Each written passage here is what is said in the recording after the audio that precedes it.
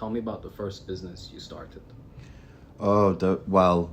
Before Street Fight Secrets, I was involved in different businesses to different degrees because of my father. He had me involved in loads of different startups. So I don't know. I'm pretty sure that when I started Street Fight Secrets, I would have been involved in at least 3 other startups at that time that were in various stages of failure because they all ultimately failed. Everything that he did failed as much as I tried to help. And so I can't really say, this was the first one. Street Fight Secrets wasn't even the first one that I could say this is purely mine. I had another one that was purely mine, that was a chauffeuring company. Yeah, I was a taxi driver. I'd gotten kicked off the doors because I got into a horrible fight and there was a big drama. So I went and was a taxi driver, did that for 6 months, looked at the business, looked at its earning potential, and in the Wirral in Liverpool, there was no chauffeuring services. So I wanted to set up as a chauffeur. That was a whole drama because you needed an operator's license to do it. The guy who ran the taxi licensing service in the what do you call it? Like the main municipal building, the administrative building, was an ex-cop who hated me, and he wouldn't issue me my operator's license. He said, "You're too young." I'm like, I'm 26. There's nothing in law that says I can't be an operator. Operator is the one who sends the taxi drivers out. So your license is higher than a licensed taxi driver. So I fought him on that. Eventually got it because he couldn't stop me, but he was as much of a prick about it as he could be. And I started a chauffeuring company, and that worked. It was making money. It was doing good. But at the same time as that, around the time that I started the chauffeuring company, I started working as a self-employed contractor for, it was called Learning Performance Seminars, and it was sending me out to schools to do motivational seminars, motivational talks. And I was getting more money at more sensible hours because the chauffeuring is like Thursday night, Friday night, Saturday night, Sunday night, and my nice car was full of drunks and junkies, but druggies all the time. I was always drama. It was like work. It was still like doing nightclub security, kind of. I was still in that world, still connected to the nightclubs and that. And so I moved over into working in the schools, and that didn't kill it. I just was like, this is too much hassle. There's more money over here. I got a lot from teaching in the schools. It was really rewarding, to use that annoying adjective that people use, but those kids, like these teenagers, these fucking horrible adolescents I was talking to, I could see that stuff that I knew and I thought was obvious was like making them light up. They were like, wow, nobody's ever said that to me before. And I'm like, how are they not teaching you this in school? So I moved on to that. I always had stuff going on. And I think whilst I was doing the schools, then I was also teaching self-defense privately. And I just started to decide to make a business of it. So Street Fight Secrets was born of a course by an internet marketing guru from 1999 called Corey Rudell, who became a multi-millionaire, and he got to live his dream, which was racing fast cars. And he killed himself racing a fast car. That's what I say. It's not always good to live your dream. Not always good to live your childhood fantasies. It literally killed him. Sadly, because he was good. He was a very, very good and honest teacher. I bought a course of his, and because I was raised in strict British boarding schools and strict martial arts schools, and I wanted to join the army at that time. All of this was like I was just in a holding pattern to join the army. I had this attitude of just doing as I was told. Like, this is my sensei. My sensei says this, I'm just going to fucking do it. So everything that Corey Rudell said to do, I just did. Almost like in a robotic way. I was like, he said do this, I'll do this. He said do this, I'll do this, I'll do. And then I followed it. And Street Fight Secrets was a suggestion that he made in his manual. At that time, nobody owned URLs. All the URLs were open. It was all out there. And in his course, people who know Corey Rudell will remember this. He said, kungfusecrets.com has not been bought yet, somebody should buy that and then become an affiliate marketer for Kung Fu products. And I was like, Kung Fu secrets? Well, I don't know Kung Fu, but I know about street fighting. So I'll do street fight secrets. And I think I told you this, like the idea was just to make like an extra 300-400 quid a week, to put fuel in the car, buy food, pay rent, and that's it. Halas. So I made a DVD with my friend Raj in my living room, and it was, we took all of the rules from the UFC, the things you're not supposed to do, and we explained why you shouldn't do them, why it's dangerous, and then applied it to the street. And it was called Cage 2 Street. And I started selling that on eBay, and the rest is history. It took off. But my role at that time, it wasn't like, I don't know what people imagine, like I just turned up in some studio, some magical studio somewhere. I was like, hey, I'm amazing at psychology and martial arts. And then it was a hit. And some guy looking like, you remember Tom Cruise in Tropic Thunder? Les Grossman with the fake hands and the bald head. Some guy was there going, hey kid, you're fucking great. You're a millionaire now. No, it wasn't. Shot in the living room. Sold it on eBay, of all places. And then I had to print the DVDs by hand, put the marker on them, put them in a fucking envelope, put the wrapper around the envelope, and then send it to wherever the fuck it was. At that time, it was like, it was the UK, then it was America, then we got clients in Croatia, China, all over the world. And then I did more DVDs. I just replicated a thing that was already working. I was like, this DVD is making me $400 a week. I'll do another 3 and make $1,200 a week. And I did. And it just grew like that. But it was work. It was just tons and tons of fucking work. You mentioned that you followed Corey Rudel's instructions. Yeah, to the letter. Like he was a sensei and like he was a student. Yeah. And you've already mentioned that one of the biggest blockers for people making money is ego. How can people disarm quote unquote their ego in order to adapt to the student mindset, which is so valuable? I won't help them. No, fuck them. Fuck them. You won't turn your ego off? I hope you fail. If your ego's that big, I hope you fail. You must. And then they'll be like, but I bought your course. Well, get a fucking refund then. Do you think I care? Do you think I'm making money off this course? I don't care. I really don't care. Money is like, I'm not trying to be a business coach. I said I would teach people how to run a business. I promised it for 18 months. I didn't do it. And now I'm doing it. If your ego stops you from obeying simple, clear instructions, good. Fail. I love it. There's a guy I used to follow teaching strength training. God, what's his name? He came up with something called the Warrior Diet. Jason something. And I remember watching, this is years ago now, I'm going to date it. It was on Facebook. And these were like open threads where he would give you advice and people would go back and forth. And somebody was asking him, how do I improve my back squat? And he was like, well, you do back squats, like quite a lot. And the guy said, I don't like it. It hurts. And this dude was like, I don't give a fuck if you don't like it. Nobody cares if your back squat numbers go up. Literally no one on earth other than you gives one solitary single fuck whether your back squat numbers go up. Why do you not want a back squat? Because it hurts. Do you like back squatting? No. I'll do it, but I don't like it. Yeah. I did it yesterday and I'm like, for fuck's sake, like... Which I haven't done squats in a long time. How long? Look at my legs, they'll give you the answer. Just look at these, the results are there to see. Yeah. We see them. So, no, the ego thing, I will help people and I will do a bit of spoon feeding, but that's really the final test. If people can't listen to me and they can't put their ego to one side enough to follow simple instructions, I literally hope that they fail. Buy the course, get a refund, send me a shitty email telling me to go fuck myself. I'll laugh and be rich. What do you like? I don't care. No one cares. No one cares about your back squat. No one cares about your body fat levels. Nobody cares whether you're making money or not. Your mum will be supportive, but even she's slightly bored with your whinging. All of our mothers are bored of our whinging. So your mum will be like, oh, I hope it's good, but it's not good. Oh, well, fuck it.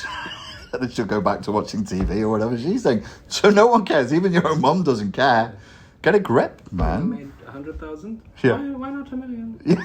You know, our neighbor's son, he made 1 million. But you constantly disappoint us. Just 100. That's pathetic, really, but okay. Anyway, I do do well with whatever God has given me. So yeah, it's one of those things like what I would. Okay, let me be a little bit nicer. When you feel like you're being told to do something, it's not a cult. Like, you don't just have to do whatever I tell you to do. Like, use your fucking brain. Yeah. Like, if you don't want to do it, don't do it. If it makes you uncomfortable, then don't do it. If you want a refund, get a refund. If you want to, like, what? It's not... I'm not neurotically being like, you must do as I say. Like, I don't care. I don't care. If you all become millionaires, wonderful, wonderful, perfect. If you want to buy me expensive gifts, great. If you don't, like, whatever, man. But our capacity to overcome our egos is deeply personal. And I'm not a priest, I'm not a shaman, I'm not running a cult. It's really none of my business. Like, I see that as being... Money issues are very intimate. Like, your financial situation is very intimate. Your relationship with your ego is very intimate. Your favorite sexual positions and your role plays and your fantasies are very intimate. And I don't care what they are. Any of them. I don't. Like, enjoy or don't. Or see a psychiatrist. It's none of my fucking business. None of my business. What would you say to someone who's on the fence about buying your course? Why should they buy your course? You should buy my course as opposed to other people's courses because our mutual friend Stella was telling me yesterday that she gave $6,000 last year to a kind of a scam that isn't a scam. My friend Danny got involved with it as well. Danny, people know, he's also a PT. Stella's a PT. Where what these people do is they say, give us quite a large chunk of money. Like, I'll say to you, give me £5,000 and I'll teach you how to make £50,000. And my teaching you how to make £50,000, to cut a long story short, is really hard selling clients, potential clients, over the phone with a script to buy your £2,000 course. You're a PT, you teach boxing. A boxing course with you, what's the most you ever charged for like a course of sessions? 300 dirhams per session. 300 dirhams per session, which is about 60 quid. So I come along, Billy Big Balls here. Hey, listen to me, kid. You're going to charge 2,000 pounds, which is, let's say, 10,000 dirhams. 10,000 dirhams. So you're immediately frightened. If people can't see your face, but your eyes just at this, 10,000 dirhams because of the pressure that's now on you. This is the scam. If I put the pressure on you to hard sell and to charge a huge amount of money you're not comfortable with, and it fails, you can't ask me for a refund. What? I showed you what to do. It goes back from, it's a previous scam in another industry. It was business coaching. This all started with business coaching. You say to people, I'm going to teach you how to make, what are you making now? Well, I'm making this. Okay, we'll double it. But you just tell the client who's running a business, charge more, give more, sell harder. That would be like me saying, with self-defense, I'm going to make you a better fighter. I have a special system. You train more, train harder with more ferocity. Oh, thank you. Yeah. Mind-blowing information. Mind-blowing information. But you can't really ask me for a refund because if you followed that for 6 months or a year and gave your life to it, you would be a better fighter. But what do you need me for? Like, why did you give... You don't... So why should they buy my course? Because most of the business courses out there are like that. And the scam is find out whether the guy running the course ever sold anything. Okay, so there was a guy, he's very, very famous in internet marketing, and he got himself into a lot of trouble. This guy has never sold an actual course himself. He sells courses on how to sell courses. Does that make sense? So I was teaching courses on how to defend yourself. And now I began doing that in 2004. This is a matter of historical record. There's what's it called? The Internet Archives. You could time machine. You can go and look up like where I was in 2007, 2008, where I was on the forums. It's all archived. I'm a real online seller of products. Like I've done it. A lot of these guys have never done it. But is that a scam? To me, that's a scam. But by the law, it's not really. I'm teaching you a theory that if you apply it will work. It's just that you're taking information from a bum who's never done it. So when problems come up for you and you're like, dude, the website designer did this, the fulfillment is like this. I have my theoretical script, but I've never done it myself. So why should they buy from me? Because I have actually done it. Why should they buy from me? Because it's cheap as a business coaching course. Why should they buy from me? Because I don't care. I don't need the money from this. I'm not going to lie to you about any element of business. Maybe I'm wrong on some of the things I say, but I'm wrong honestly. I'm not like misleading people. I'm not going to, at the end of this course, be like, now sign up to my £10,000 course. It's done. And it's highly unlikely that you'd be wrong on some of the core values of what this course entails, because you've built successful businesses over the last 20 years. Yes, and consulted for successful businesses over the last 20 years as well, in multiple fields, with what I see as the dumbest advice possible. I'm like, I am a TBI, brain damaged ex-bouncer, ex-cocaine addict taxi driver who made a lot of money selling self-defense DVDs. And I've been sat with financial tech advisors who are working in I have offices in London and in fucking Manhattan selling products, and they've taken my dumbass advice and applied it and made more money. Which I think is beautiful, because the rules of the jungle are simple, and they were negating, as smart as these guys are, as wealthy as they are, they weren't following the rules of the jungle. They weren't following it. And so if I pointed it out to them, they made more. You always talk about the jungle. Tell everyone who's watching this video for the first time, what is the jungle? The jungle is, to me, is entrepreneurialism and free market capitalism. The jungle is neutral. It doesn't care about you. The laws are savage. If you follow them, you will flourish and thrive. And if you don't follow even one of them, your business will die. And no one cares. And I don't care, because you didn't follow the rules of the jungle. It's beautiful, it's neutral, and it's competitive. And in a certain sense, it's fair when it's free market. When it's corporations, those are mutations. That's not the rules of the jungle. That's a mutation from the rules of the jungle. What advice would you give to young people who may be watching this, who are yet to even consider starting a business? Do you think that starting a business is for everyone, or do some people also thrive as being great employees? Starting a business is not for everybody. No, you need, in all honesty, what I've seen is you must have a hard core of eccentricity and belligerence to run a business. What's eccentricity and what's belligerence? Eccentricity is you're thinking and operating outside of the norm and you're comfortable with it. You're a bit of an oddball and you're happy to go against the grain, because the grain is employment. The grain is just doing as you're told and being a member of a tribe with a boss. I think humans, we're just like this. We just prefer to follow a leader, and we're conformist for many reasons. Evolutionary psychologists can fill in the gaps there. The belligerence is kind of like a crankiness and a defiance. There's usually, with small business owners, they're kind of there's just an element of defiance to them, because everything is saying don't do this. Everything pushes back against you, and you have to walk through that blizzard.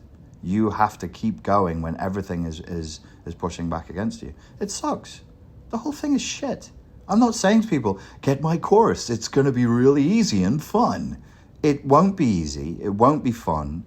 You'll wake up every day and be stressed. Your life, for the first 18 months of running a business, it's real trial by fire. Everything that can go wrong will go wrong. People are going to let you down. People are going to rip you off. You don't know what you're doing. You can only learn by doing it. We're all dumb. We all come out like, baby giraffes, and like shaking around and flopping with your neck that's too long. You suck. And it's embarrassing. Be humble. Be humbled. Keep going. Get up. You're going to get knocked on your ass. How many times? I don't know. As many times as it takes to see if you have the belligerence and determination to make the business work. To go from, I'm in debt with this business in time and money and energy and emotion, to being in the black.